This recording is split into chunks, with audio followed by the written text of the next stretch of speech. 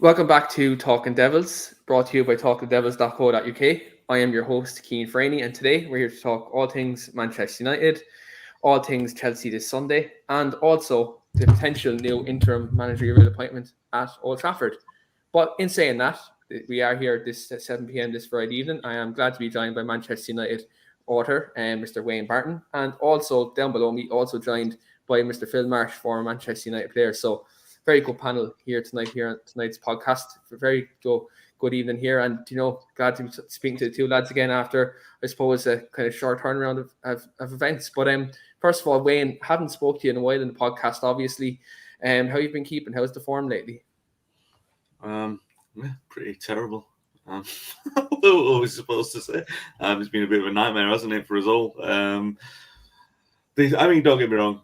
I'm not talking in generally, of course. I'm talking about as being a United fan and the week that we've had, notwithstanding the result on Tuesday night. Generally all right. Can't complain. But in terms of United, obviously not very good. But that's what we're here to chew the fat over, right? How have you been, Keane? You all right? Yeah, very good. And look, I think it's football is kind of a way of life almost. And I suppose last kind of 2 weeks, Manchester United and the events going on, it would get you down. Not gonna lie, it would hit you. But at the same time, it is a game, and you do have to kind of look at it from a different perspective in life. So other than that, I'm good. Coming up to Christmas, late night Thai show is on here tonight in Ireland. So that's an event in itself. So that'll be on later on. I know I'll be watching that with the girlfriend later on. Just get that plug in there for RTE over here. And look, just all good other than that. It's coming up to Christmas and going back over to Manchester next week for the Arsenal game. So, things to look forward to. Phil, how are you? Obviously, we've talked last week off camera, and yourself and Lee and Wayne attended reuniting the dinner last night at Old Trafford, meeting a lot of former players and coaches that you had at the football club. How was that last night? Yeah, it was amazing. We had a really good night. As I say, it was great to sort of connect again with some of the coaches and some of the former players and staff and just some of the fans in general. Really, we had a great time and obviously shared some really good memories and talked all things past and present, which was really good. That's brilliant. And do the fact that you've met with kind of other like former coaches and players you've played with, and obviously Lee from doing the pod, like your teammates, but you also do the podcast kind of quite regularly. Like obviously coming out of this lockdown period and kind of everything going back to normal, I'd say it almost like felt surreal, kind of being back in Old Trafford and meeting them faces again. Yeah, definitely, because obviously it's been a long time, and some of them coaches I've sort of kept in contact with, but sort of only over the phone and messaging and stuff. So to actually see them in person and to be able to have a proper conversation was something that I sort of I'll cherish that, because them are the people that made my time at Manchester United what it was. And they're the people really that are sort of unsung heroes at the club who they're the foundations where all the young players come through, and it was just great to obviously catch up with them and sort of meet Wayne again and Lee and have a chat over some nice food and just to be in a sort of environment again, what's more normal. Yeah, definitely. It's great to kind of be in a social environment again. It's great to kind of connect with people. It's absolutely fantastic. It's what I always like to see.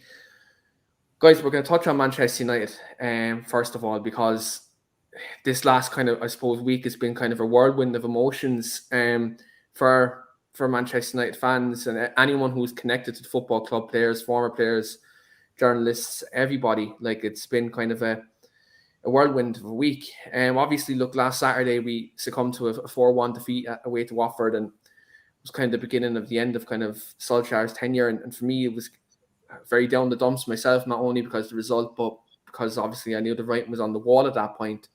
Wayne, obviously, me and you always discuss, Ollie, we always discuss kind of the situation of football club, and we are very connected to this football club. We care about it.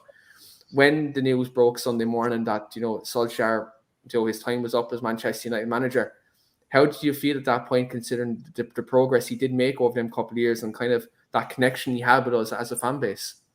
Yeah, look, the connection will never go. that'll never go. It just makes it more difficult. Yeah. Look, we knew. Don't get me wrong. It wasn't Sunday morning. It wasn't even Saturday night. We knew as that game was going on that is the end.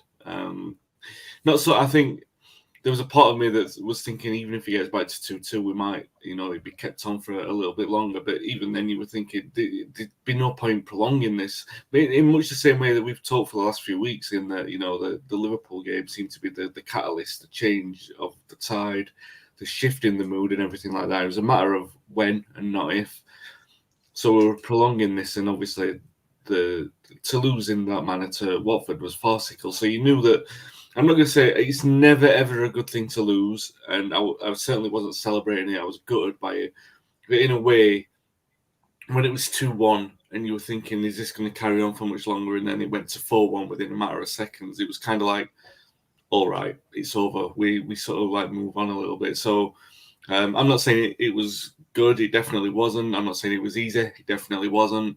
But you sort of braced yourself for it a little bit more. So you knew from the final whistle, it's a matter of when, not if. You knew that it was going to be like come in. It wasn't a case of anyone breaking the news or anything like that until obviously United did that on Sunday morning.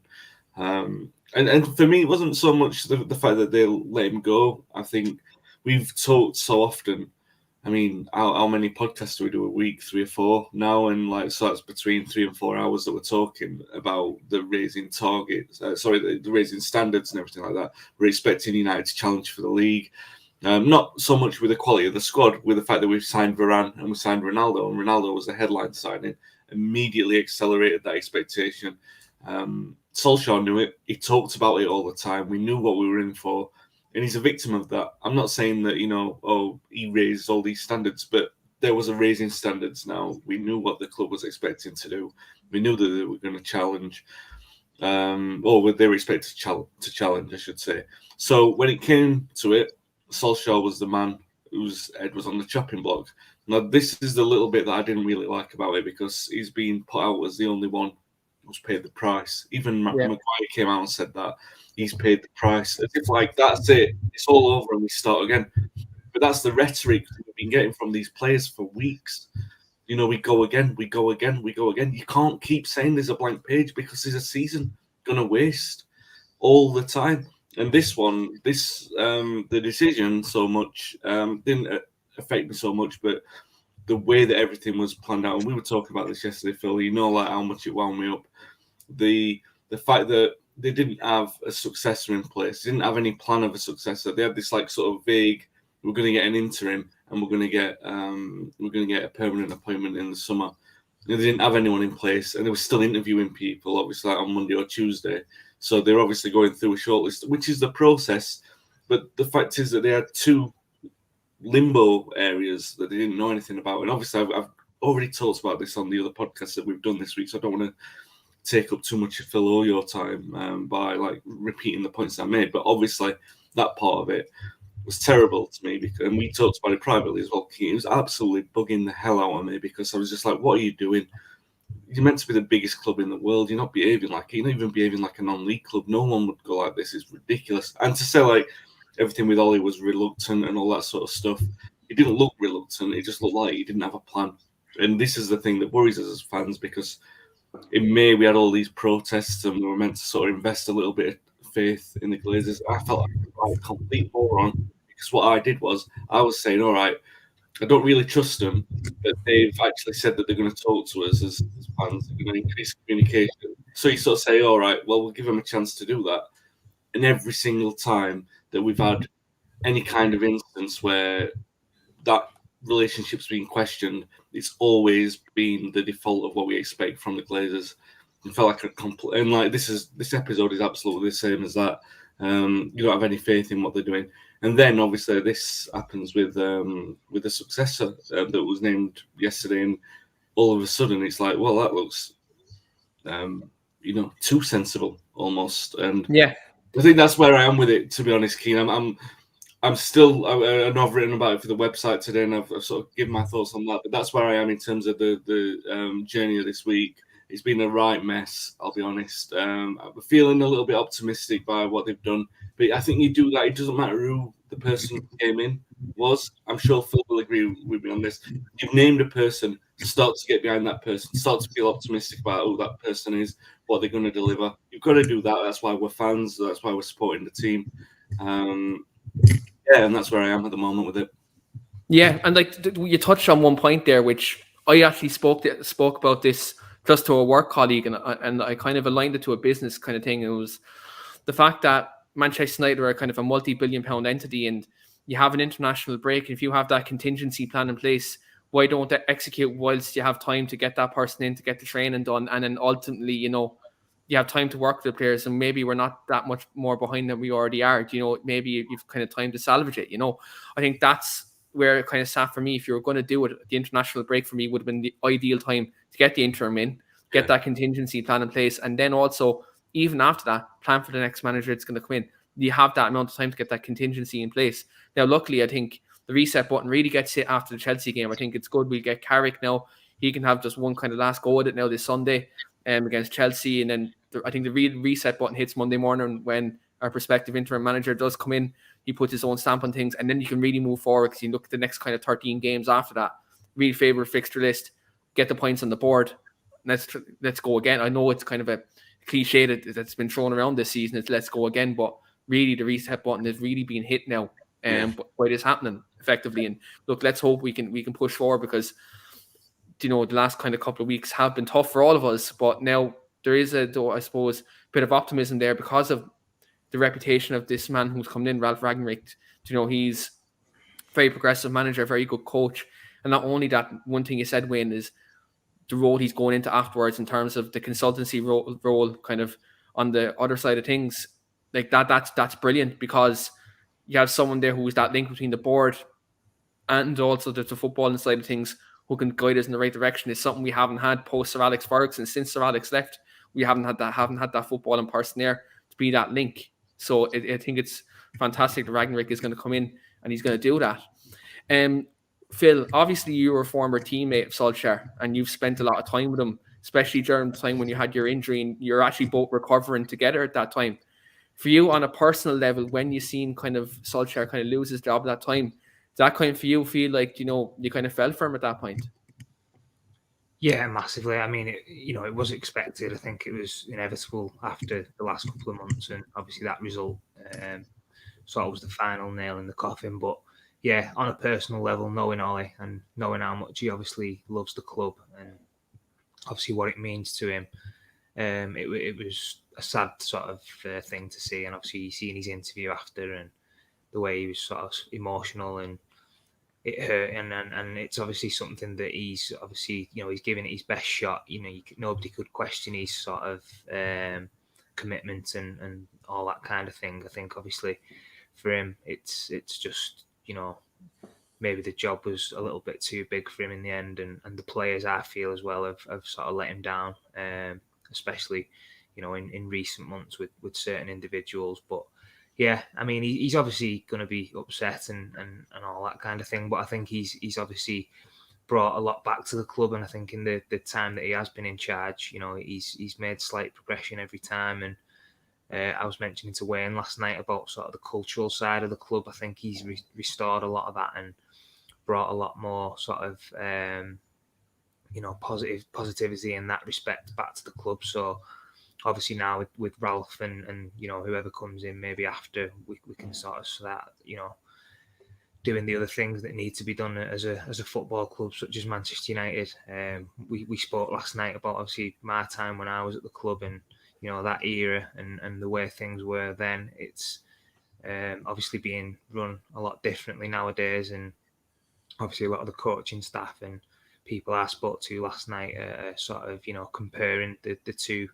And just saying, how much it's changed and how different it is, and probably not for the better. Obviously, nothing to do with them personally or whatever. Football is always evolving and moving and changing, but it's just something that Manchester United as a club, that they need to be challenging and competing for trophies, because that's always been in the DNA and part of the history. So. I'm just hopeful now that Ollie's left us in a stable sort of position, and we can sort of, as you say, reset and hopefully move forward now and sort of start heading in the right direction. Definitely, you mentioned that as well. It is resetting. It's kind of looking hopefully to more positive times ahead. And look, I'm grateful for what Solskjaer's done. Like, people can talk about first team level and what he's done to help rebuild that, but if you even look deeper into that, what his influence on the academy in terms of the restructuring of the academy, you know, when he first came in compared to when the previous regime before that, you know, the 16 academy players have been introduced to the first team in Solskjaer's reign. So that in itself is so it's telling to what his commitment to youth was. And if you look at the development of certain players coming into the first team, such as Mason Greenwood, Marcus Rashford has developed under him. You know, we've seen young Brandon Williams come into the team. He's actually playing good for Norwich out on loan at the moment. Like, so when you look at the loan system as well, he utilised. He also put things into place where though these loan players were going out to clubs that play similar philosophies to United and play attacking football. Like, you look at the way he got Garner to go out to Forest, Laird out to Swansea, do moves like that where it suits them so they can come back to this football club and be acclimatized to Manchester United. So I'm grateful to everything he's done, and he's definitely left us in a lot stable place when he first came in. And this new manager coming in now is coming into a very good squad of players, a very good culture as well. Like, there's a lot of good lads there, you know, and I think that's where the new manager comes in, implements their style of play now. I think we can definitely look to more exciting times ahead. But looking forward now, obviously, to this Sunday, obviously big game against Chelsea in the Premier League. Obviously, like, you look at them at the moment, they're absolutely flying in terms of their league form. You know, they obviously just had a 4-0 win the Champions League against Juventus as well. Wayne, obviously, in recent years, in the last kind of 3 or 4 years, we've had a very good record at Stamford Bridge. For yourself, obviously, look, if you look at the form book, we're not the favourites to come into this game, but do you take any pride in the fact that we've had a very good record at Stamford Bridge during the last couple of years, and a lot of it has been under with these current players? Do you think we can go into this game at the weekend and maybe look at our record and maybe say, look, the last couple of weeks have been tough. Obviously, with new manager coming in Monday morning, is this a case of a lot of these players could have kind of a spring in their step and maybe say, let's take pride in the record, let's try and press the new manager. Maybe, you know, we can go out there and get something out of the game. Maybe. I mean, you've got to look at that as the positive way of trying to get a result, and that's one aspect that you would imagine Carrick and the lads will be looking at. The problem that you've got is that so many things have changed in the time where we had that good record. You've got this complete. Obviously, we've not got the same manager. The loss of confidence in that squad is vast. A lot of the players are injured as well. Chelsea have turned around the European champions there on a high. But football is so funny with stuff like this, isn't it? Like, I mean, Chelsea United was going back to the 90s. I can remember that it was always Chelsea would win at Old Trafford and United would win at Stamford Bridge. It was just the way that it's sort of been that way historically for some reason. I know that there was a long period where it went where we didn't win at Stamford Bridge, maybe like sort of 10 years or so. It was a long time from the Mourinho. Yeah, it was a long time. Maybe not 10 years, but it was definitely a long time. And I think it was from like 2000, wasn't it? Like from 2004 to like 2011, it was something like that around that time frame. Yeah, definitely. I mean, I think it was a bit earlier than that. I think going back to 2002, because I remember we did a 3-0 and Scholes and Van Nistelrooy scored. So, and that was the 01-02 season. So, and I think what broke the duck might have actually been either a Champions League win or a League Cup win. So it wasn't, it took a long time to break that duck, basically. And because Chelsea became formidable in that time, and this is what I'm talking about, things change. And things are changing again. It's a very different Chelsea side. What I will say is I still expect Chelsea to win because they've got a lot of quality, and you look at our absentees, both of the central defenders are going to be missing. I know Maguire's not in the best form, but he was all right on Tuesday night. The fullbacks, you don't know what you're going to get from them. The midfield, you know what you're going to get from them, and that's the concern. Carrick had a really good tactical plan on Tuesday night. He really did it up to drop Fernandes or rest him and then bring him on like he did in Rashford. That changed the game, really. And it was like it was almost like a planned move. Like, all right, we've contained it, and now we're going to switch it up. And that last 30 minutes, I don't want to. This is going to sound weird because it's going to sound like I'm sort of going way over the top to praise Carrick, and I'm not. Hopefully, the people watching this and you guys will understand what I mean. In terms of control, I'm not talking about the quality of the play, but in terms of the way we controlled that game, I haven't seen us play that way in the European game since Fergie. And I'll say it like since in-game Fergie. management. I haven't in-game seen management it. from him, In that last 30 minutes, we were in control. It never looked like we were panicking, which is a massive step forward for us as a club and as a team. And then we scored the 2 late goals, and the second goal, the move for that was incredible. I know there was a bit of fortuitousness with the first, but they all came from Fred being aggressive and winning the ball back. So it was a strange one because I felt it was so weird that I had that feeling the last half an hour. I'm not saying, like I said, the football, I'm not saying it was anywhere comparable. And we've seen better football since Fergie retired. I'm just talking about the feel, the way that the players were carrying themselves. It was so odd. And maybe it's because the expectations were quite low. Do you know what I mean? You're thinking, I'm not quite sure what to expect here, but they go and deliver something like that.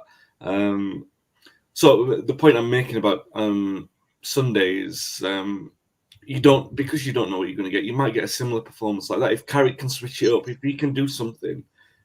And this is why I loved Ollie in the start of his time at United, is that he made these kind of switches. Remember the split strikers that he was doing? He was playing like Lingard as a false 9, and like Rashford and whoever would be playing Spurs as away, weren't it? That's the first time he done it.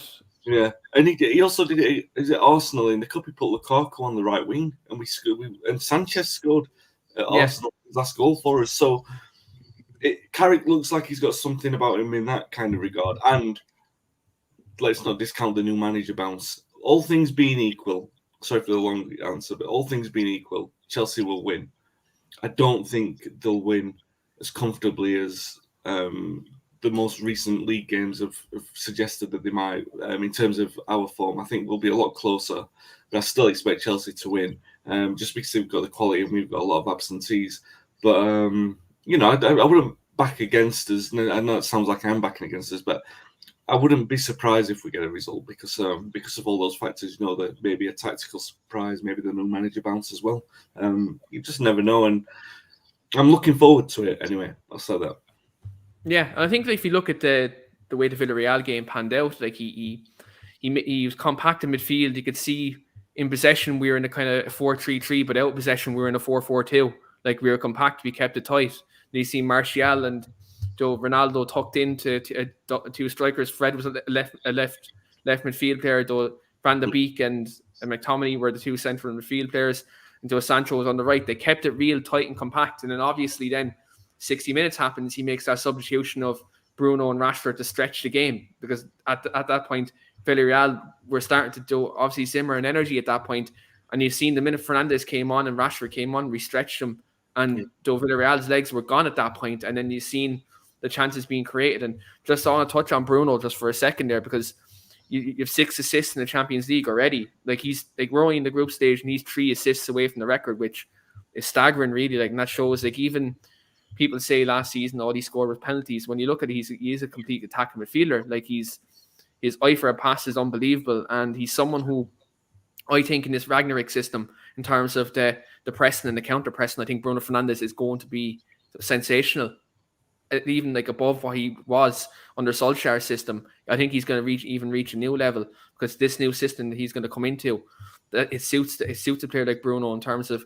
being aggressive, pressing from the front, and hopefully now we can see even better numbers from him in the new year, because I think he's someone who can definitely flourish. And again, look, when you have Cristiano Ronaldo up front, anything's possible. Like that's the way I see it. Like, you see his intelligence of knowing where to be when Fred, got that break of play, and then well taken finished over the keeper, and just again solidifying why he's the greatest of all time. I know I get a lot of slating on Twitter every time I put that up. I do not care. You can slate me all you want, but I think he is, like, at 36, nearly 37 years of age, to be still that level of professionalism and the way he carries himself, and still to be that level of performance at that age, it just shows still his commitment and his drive.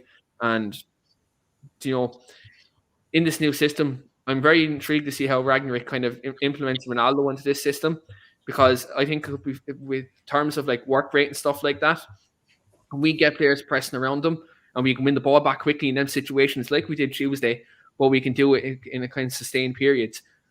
We can get that ball quickly to Ronaldo, and we can see his numbers really go up. And then with that happening, results hopefully come our way as well. Just going to come to a couple of comments here as well. Bat Time of Vaughan is in the comments. Hello, lads. I'd really interested to hear what Phil thinks about who the best players are fullback to cover the huge spaces Ragnick style is going to leave. So I'm guessing he's talking about like the fact Ragnick plays a really high line, and he almost sits on the halfway line with his style of play, especially like with Leipzig. He was very kind of heavy with tactics.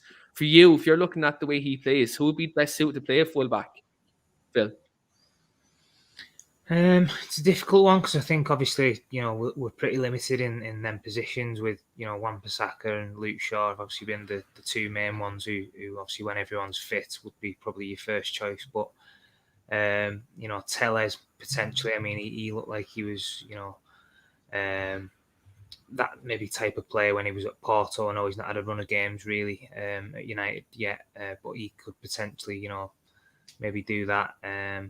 Dalot, I'm not too sure about him, to be honest. I don't think he's, defensively sound enough to sort of play in that role and sort of, not get exposed. I think we've seen him a few times, obviously, against Villarreal, the one that stands out the most probably in the recent times where he had a bit of a torrid time. But yeah, I mean, it's a difficult question. I think with the personnel that we've got, you'd probably have to say Wan-Bissaka and Shaw, whether that's a position or something that, Ragnick's going to potentially look at and maybe look to strengthen and bring in players in, them positions. I don't know. It's obviously, yet to be seen. But yeah, obviously interesting and it'll be good to sort of see what kind of changes he makes and sort of how he maybe, alters personnel maybe to suit that system. Definitely. And I'm just going to give a shout, not even so much for Ragnick's system, but whoever the next manager is who comes in on a permanent basis, because I dare to say, if you're getting Ragnick in for this 6 months, you're going to have someone in who's going to be a similar kind of profile to him in terms of kind of a heavy pressing style and attacking style. I won't be shocked to see Eaton Laird come in next season and really challenge Wan-Bissaka for that right-hand side, right fullback spot. If anyone's been watching him for Swansea on his loan deal this year, he's been fantastic. He was unbelievable for MK Dons in League One. He's been really good now in the Championship for Swansea. The next level of progression is either challenge Wan-Bissaka or maybe go out on loan, but don't be shocked if you see Eaton Laird come in next season and really challenge Aaron, because if you're looking at a re-pressing system and attacking manager, I think Eaton Laird would be suited to that, and he's a very good right fullback and definitely one for the future in my eyes anyway. But Wayne, just obviously touching on this weekend, just talking about the opposition just for a moment. Chelsea's fullbacks have been kind of a massive talking point by Manny going into this weekend, and especially Carrick in his press conference today. You look at kind of Reece James at right back at the moment. Many people are talking about him as probably the most informed fullback in England at the moment, especially by his goal scoring attributes at the minute. Do you maybe think this weekend, especially on our left flank, that maybe we need to be more pragmatic kind of coming into this weekend because of Chelsea's overloads kind of on that right-hand side? Yeah, I mean, we're fairly lucky that Chilwell's injured, right? So yeah. we got some balance there. Don't get me wrong, there's still... Alonso will still be dangerous. But... Exactly. He's always been good against us in the past. So it's not like you're shutting off one avenue of danger and just concentrating on the other. Look, if we're going to say that he's the best fullback in England in the moment, James, which I would agree with, I think he's been magnificent this season. You effectively saying the best right back in the world, because at the moment that's where all the power is in the Premier League, and James has just been phenomenal, hasn't he? Let's not pull any punches. It's been unreal, and you can't argue the strength that he's got, the quality that he's got in the final third. I mean, he strikes me as a better footballer than Alexander-Arnold. You know what I mean? On the ball, he looks like a winger sometimes. And obviously his goal threat is proven that because of how good he is in the box, which is crazy for a right back. You've never seen Cafu, someone like that who you'd be scared of scoring. Maybe Phil when he played right back a few times. But I can't think of not many others who possess that kind of. Valencia for us, funnily enough, had a bit of a goal threat from right back. But under Van Gaal, he was really good at right back, weren't he? But yeah, so not in the same class as James looks at the moment. This is just unreal, this kind of form. And you would look at him and say, well, that kind of form puts it. You don't want to speak too highly over a run of form over where it puts him in the sort of all-time reckoning. But he's playing so well that like a couple of years ago when they were talking about Alexander Arnold, and I was sort of like, I'm not really sure if the hype. His assists are great and everything like that, but his defensive quality not sometimes a little bit suspect. Whereas this guy, he's a bomber down that side. He's like, you can be genuinely fearful of what he's going to do to United. So yeah, and you talk about Shaw or maybe Tellez playing there. I'd probably back Tellez more because I think Tellez will be. Shaw has a tendency this season in particular to go missing. He'll gamble. He takes a lot of gambles that he shouldn't be taking. And maybe over this week if he's done any training, he'll be a bit more pragmatic on it and like saying, don't take that gamble. But you can see, especially when you're watching it, maybe I don't know how much this comes across on television, but when you're actually watching the game and you've been to a few, Keane, you'll know what I mean. When the balls are bouncing near Shaw, you know that he's not going to get it. His reactions are late. His reactions are very late. And he still goes for the ones he's not going to get, which is causing a lot of problems. And, if that happens against a player like James, say goodbye to that result within half an hour because he'll just tear you apart, which is precisely what United don't need at the moment. So, yeah, in terms of James, you can't speak any more highly of him. He's the outstanding right back in world football at the moment, and he's going to be a major danger. But they've got a lot of quality around the pitch. Am I right in thinking that Kante is a doubt as well? Because I know he came off against Kante's out. I was actually I was talking to a Chelsea fan last night, and Kante's out, Chilwell's out. Okay, so they're both out. And Lukaku's back though. Well, I'm not. I'm not too worried. I know I'll say this. He'll probably score a couple of goals against us, but I'm not too worried about him because we know what he does. He's scored against us in the past, right? He's done that plenty of times, so he could easily do it. I'm not too worried about him in particular because it's the other players that they've got who are so good at the moment. I know that they, obviously Lukaku's part of that system. Don't get me wrong. I'm not. Yeah, I better shut up about him because I know that'll come back to haunt me. But someone will clip us up and say we're bad mouthing Lukaku if he scores 2 on Sunday. Well, so I'm going to stop it. Look, I'll stand by that because I still think that we were right to let him go. And a lot of people got on Solskjaer's back when he was scoring goals for Inter and all that. But I still felt it was like for the system at that time. For the system at that time was right to go. Like letting Van Nistelrooy go when Van Nistelrooy still had loads to give. If you were talking on quality, you would never have let Van Nistelrooy go for another 3 years. But he did because at the time we had Ronaldo and Rooney emerging and he just couldn't stop them. So that was like it for Lukaku, and not so much Lukaku in terms of we had the players breaking through, but he was slowing everything down. And maybe it was a lot to do, not on Lukaku, by the way. Maybe it was Mourinho's dietitians and all that sort of stuff that we were told about, that he was about a stone and a half heavier when he left United. And I'm not blaming Lukaku, I'm talking about the regime that he was on. So all these he wasn't a fit for United. Look, they've got a lot of threats all over the pitch. It's not just Reece James. He's the major one because he's in such good form at the moment. But sometimes when you got a player who's in such good form, you concentrate too much on him. And then, Chelsea have got that kind of danger all over the pitch. And Tuchel will know that. He's such a good coach that he'll probably know that we're planning to deal with that. So strike elsewhere, And we've got a lot of weakness in the back. They don't have to concentrate on the left. We've got a lot of weaknesses, particularly if it's going to be Lindelof and Bailly playing. It's the kind of thing when you've got Lindelof and Bailly and probably McTominay and Fred, you're looking at that and thinking, well, we don't stand much of a chance, but that's the gamble, isn't it, really? You look, we've got obvious weaknesses. There's no point talking about what they're going to exploit because they can exploit anything with all of the players they've got. It's like very much a case of touching wood for 90 minutes and hoping that we'll come through it. But yeah, I'm saying that we've got weaknesses and deficiencies, but you've got to take your hat off to a player like Reece James because he's been so good. It's a shame that Lawrence didn't get him to sign for us, but what can you do?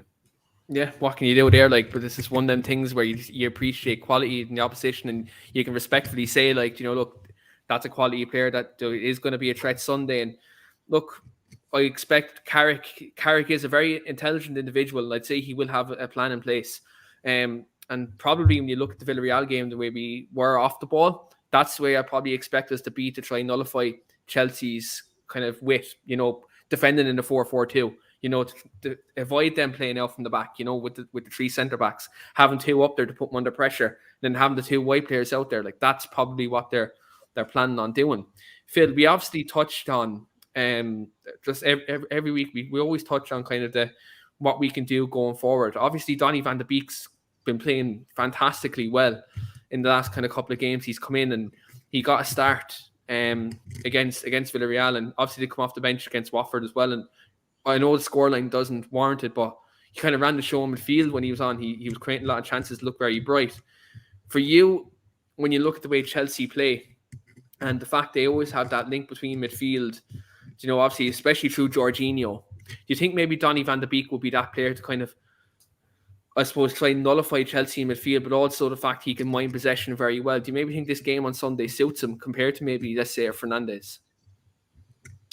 Yeah, I mean, it's a difficult one again because obviously he has been playing really well in the last couple of games with the opportunities he's been given. So for me, if I'm Carrick and, I've got a player who's not been playing for so long, and then, he's came in and he's obviously reacted in a positive way and he's playing well, for me, yeah, I would sort of give him the nod. And again, as you just mentioned, I think that kind of game would potentially suit, his attributes and suit the way we would probably want to be, going about the game. So for me, yeah, I actually think he would be a suit for that particular game and to play in that position against someone like Jorginho. I think, he's a lot more mobile than Jorginho. Obviously, he is a good player and he can play passes and he's, good at, keeping the ball ticking over and stuff.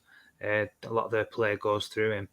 I think obviously Van der Beek would be somebody who could maybe, nullify that and sort of... Similar to what Matt had done at Stamford Bridge a couple of years ago.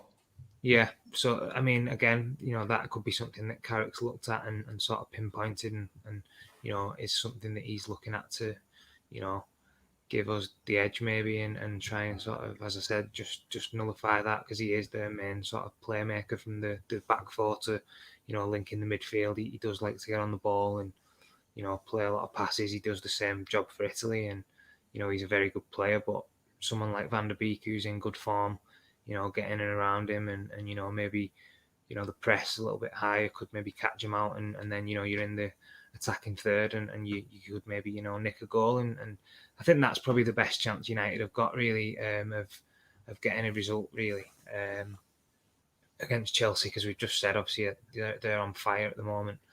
The full back four for me is probably, one of the best back fours in world football at this moment in time. The keeper's been outstanding.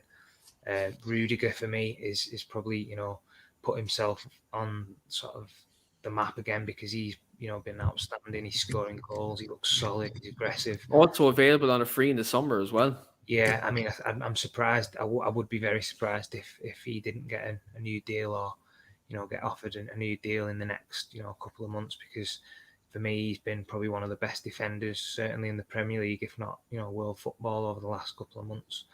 And obviously Thiago Silva, still, he cleared one off the line the other night against Juventus, like a overhead kick, and 37, 38 years of age. Ridiculous. The experience he's got, and obviously, the sort of wealth of knowledge of the game. He's played it a long time at the top level, so it's going to be obviously a difficult game and something that, as I agree with Wayne, I think it's going to be, if we're being honest, it's going to be a game that Chelsea, should win on paper, but I always try and look at the positive side of it. And with the new manager coming in, every sort of player's on maybe a bit of a clean slate when a new manager comes in. Everyone's going to be sort of want to make a good impression, going to be fighting for, the places, trying to keep the shirt. And, you've got to look at it that way, really, as a United fan, and hope that we can, get a result. Definitely. Hopefully we can nick it Sunday. And for me, I'm always positive going to every game. I always look at the way we can exploit teams. I'm very kind of, I suppose, always analyze it really heavily. I always think, right, this is where Ronaldo can get in, Rashford maybe catch him in that channel.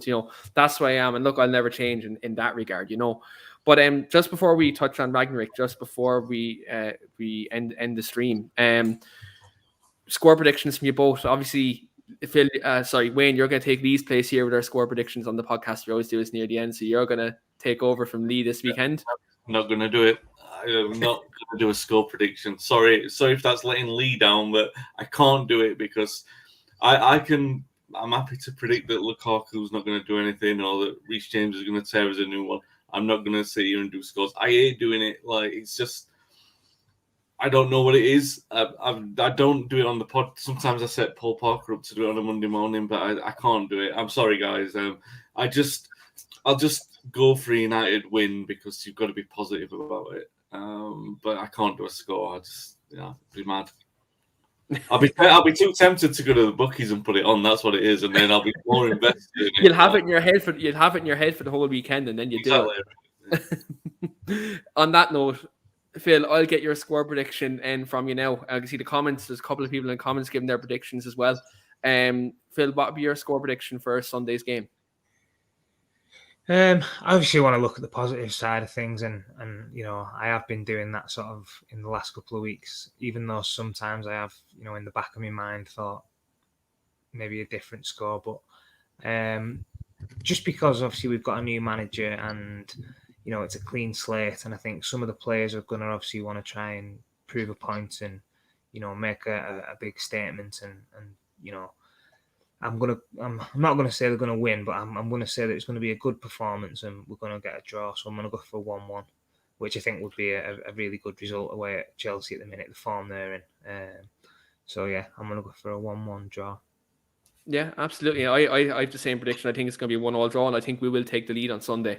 And I think we're going to shock a lot of people with our performance. And I think this is redemption for me. I think this is where we really kick on and we do move forward. Reese says in the comments also 1-1. Carter's 87 also says 2-1. Bat Time of Vaughn says 1-0, and also says redemption as well.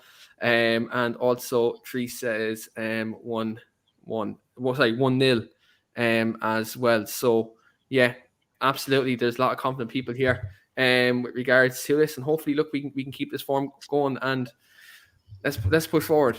We got to win during the week. Let's let's continue that. Let's get another one. And let's get that feeling going again. And no better place to do it than the team that's top of the league at the moment. That no better way to start it.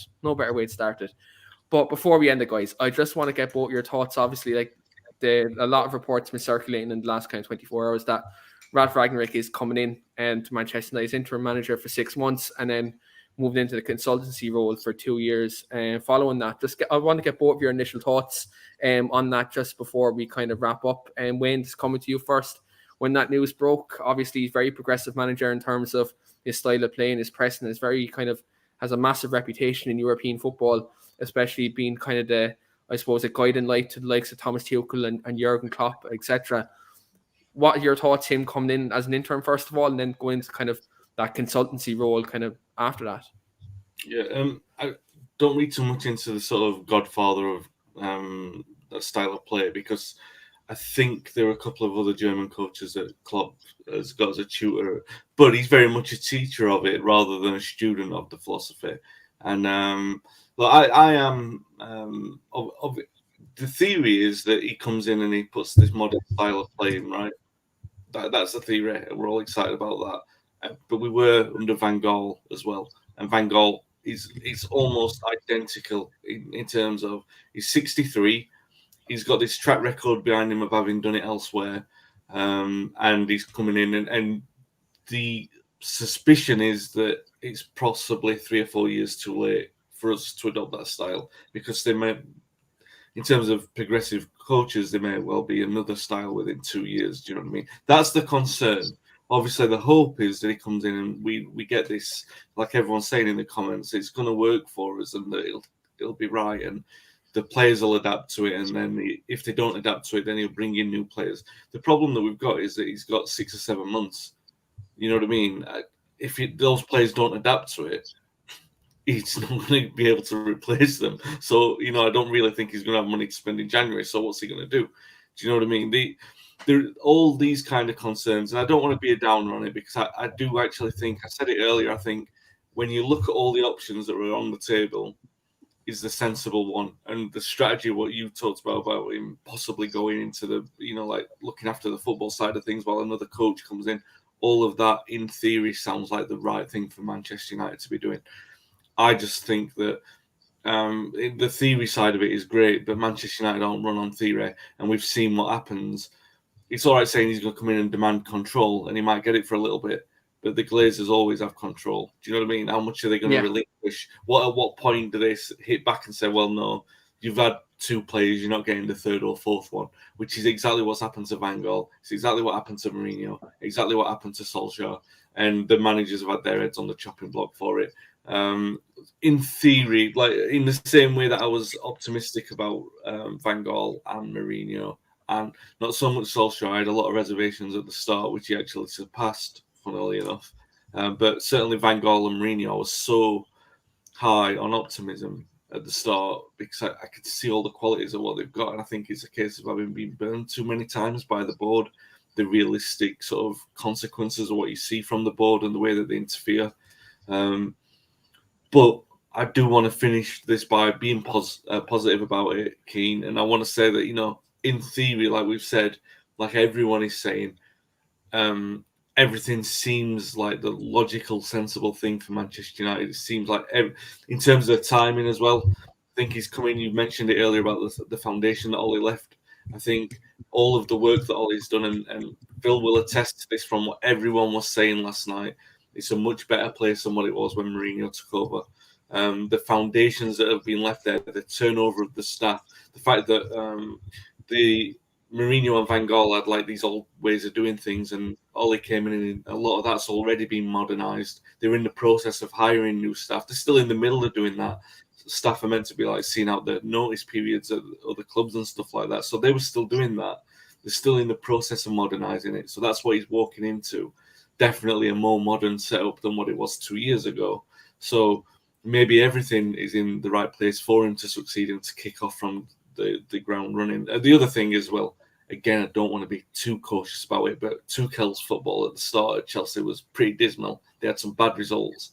So let's not get on his back straight away if it doesn't look like it's working straight away. You always know there's one section of the fan base, Wayne, that'll do that, but look, we all know.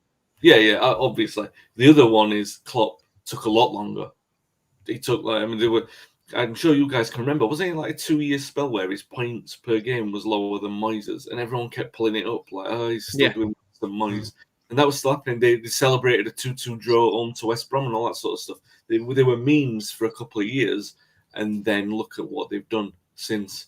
So you've got to have, and I was saying this under Solskjaer, and I said it under Mourinho, you've got to have patience with what they're building, especially this kind of system, because the long-term rewards could be magnificent, but it's not going to happen from day one, especially with wanting to be blunt, this squad of players. 2 or 3 players are going to have to be shipped out. He talks about the fullbacks. We don't know if it's going to be them, but there's certainly going to need to be a couple of big changes. The manager's going to have to be given this kind of control that no other manager has been given before. And you just hope that with all that in place, that the success that we've been wanting for all this time is finally going to happen. But it actually seems like the most logical decision that we've made since Sir Alex retired, as far as I'm concerned. Yeah. And one thing I'd say is that the phrase I'd use for all this is cautiously optimistic. That's the way I'd be right now, is cautiously optimistic. It's all there in theory. It's just putting into practice now, and hopefully the board keep their word. Hopefully Rangnick works out, and then whoever comes in, whoever that prospective new manager is, obviously I don't like to speculate, but you'd like to think it's someone of a similar ilk in terms of style of play and stuff like that. So hopefully that works out.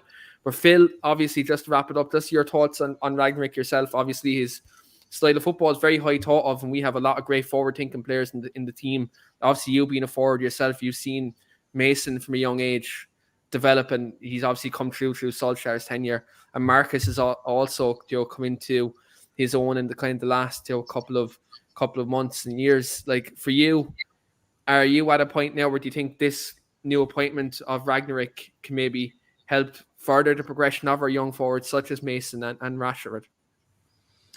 Yeah, I think most definitely for me. I think obviously with the way he plays and obviously the way the game is in the modern era with the high pressing, and you see a lot of the best teams now around Europe doing it. I think for me, the likes of Rashford and Greenwood and Sancho, they are outstanding players on the day. You know, they can win a game of football.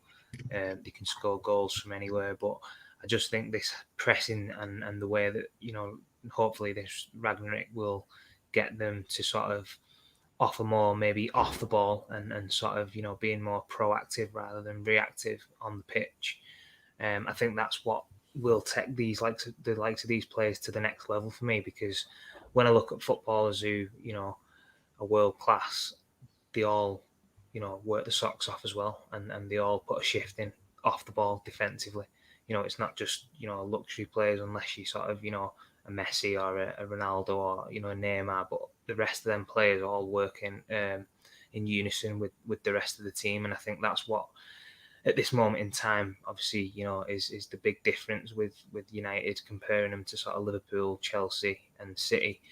You know, the quality of players is probably on a par for me in terms of the depth of squad. I just think it's, you know, them little fine details that we're sort of missing on, and hopefully, you know, this new fella is going to come in and sort of, you know, as we just said, we're all optimistic that it'll, you know, hit the ground running and it'll work straight away.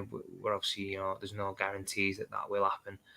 But I'm hoping that, you know, these elements and these parts of these other lads' games can be looked at and, you know, improved on. And then that's something that we can, you know, push forward and hopefully, you know, take us to that same level that the other teams that are sort of, you know, in front of us at this moment in time. Because I want to be back, and I want to be, you know, feeling confident about, you know, what the team's going to deliver on a regular basis. I think at this moment in time, all United fans, every time we play, you know, it's what team are we going to get? What performance are we going to get? Where's the consistency?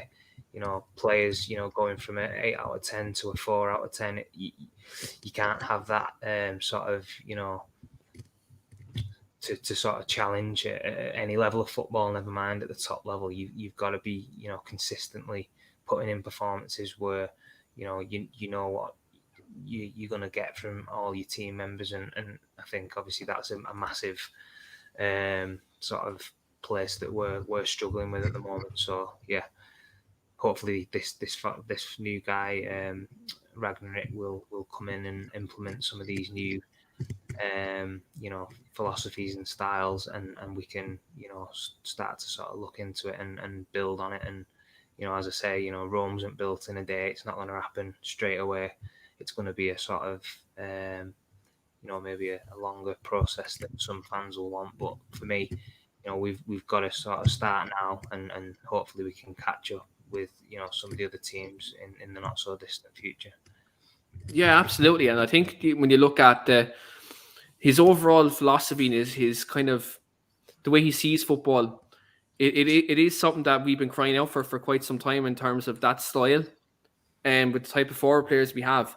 It's putting theory into practice now, I think, is the most important thing. And hopefully, look, he gets the patience from our fan base, because as you said, Rome wasn't built in a day. And I think, you know, there's a lot of naive things on social media, but look, people, I think when you look at it, like the fans who've been born and bred through this football club, and the people who've supported it for a long time will know that this football club gives every manager time, whether it was Mourinho, whether it was Sir Alex, whether it was, you know, Van Gaal, Moyes, everyone who was here, who has been here, everyone's got time. And like every manager is going to be a forward time. Ragnick's going to get the same, and whoever the permanent manager is coming in after that, we'll give them time and patience. But again, there's sometimes you can't pinpoint exactly why people don't give people time. But that's just, I think, this kind of era of football fans. I'm just going to come to just two final comments just before we wrap up. Reese says, up the relentless Ralph, Jen, Preston Reds. And also Reese touches on Wayne's documentary as well. He says, oh, and Wayne, I watched your documentary again. You recommended on the show with Merlin, too good to go down, top stuff. Absolutely, Joe. Wayne's documentaries, that one, not only that, they also True Genius, George Best one. Absolutely fantastic. That's normally on BT Sport as well, so do catch that as well. Normally on most of the time when I'm working from home as well, so it's always handy to have a good documentary on while you're working. Just getting that plug in there as well. But in terms of channel content, guys, do check out Wayne's podcast with Paddy Barkley. If anyone's interested in Manchester United history and the culture of this football club, do recommend you go in and check that out on our YouTube channel. The link for our channel is below Phil and Talk to the Devils. So do check that out. Wayne, when's your next podcast coming up with them? So obviously with Paul Parker on Monday morning, that's always there Monday at 10. But the ones with Paddy, we tend to run on the Thursdays, Thursday evenings. But obviously next week, United are playing on Thursday evening, so I might drop it on the Wednesday evening instead. We do tend to do it on Thursdays. The two that we've recorded so far, Busby's first season in charge, so it's 46-47, and all the groundwork that went into what Busby was building literally in the years before he arrived, in terms of Creekmer and Gibson and Rocker being there. And then this episode that we released yesterday was the 47-48, which was the 1948 FA Cup final. And on there, anyone who wants to watch that, you're going to get a proper, thorough run through Manchester United history on those episodes. You're going to get the tactics of the team in every episode. So you're going to get the formation, the regular team. You're going to get squad, all the squad players, all of them are going to be mentioned. You're going to see pictures of them all. You're going to get all the statistics. You're going to get all the main stories. It's literally, without question, it's the most comprehensive record of United history that's going to be on YouTube, and that's happening as we speak on this channel. So, and obviously Paddy's my idol in terms of football writing, so to be able to share that time with him is always a pleasure with me. We've obviously got a few of those episodes already in the bank, but releasing them on a weekly basis, and then generally we'll do a week after. They'll go on the podcast as well, the audio podcast as well. Yeah, absolutely. And look, if you want to check out real Manchester United fan culture and history, this is definitely the YouTube channel and podcast to be at. And also, look, this podcast will also be back next Friday as well. I'll be just off the plane and all, back from the Arsenal game, fresh in the mind. So I'll be here with Phil and Lee reviewing the game as well, as always. And don't forget also to check out our website, www.talkofdevils.co.uk. Wayne has an article up with regards to Ralf Rangnick and what he's going to bring to Manchester United. So do check that out as well. All the up-to-date Manchester United news as well. Do check that out as well. And as always, hit that subscribe button below and fill the bell notification, hit that beside it as well. Every time Wayne has a podcast up with Paddy Barkley, or he goes live on a Monday morning, with Paul Parker, or a podcast with Scott Wootton, any podcast we have, if you hit that bell notification, you'll get that notification on your smartphone, tablet, or whatever it may be. So do hit that, and you'll be first to see when any of our content does go up. But thanks very much to both the guys for coming on this evening. I hope everyone enjoys their weekend. And most importantly, let's hope Manchester United go out and get the win Sunday evening. But thanks very much, everyone, for watching and listening on audio. Until next week, we'll see you after.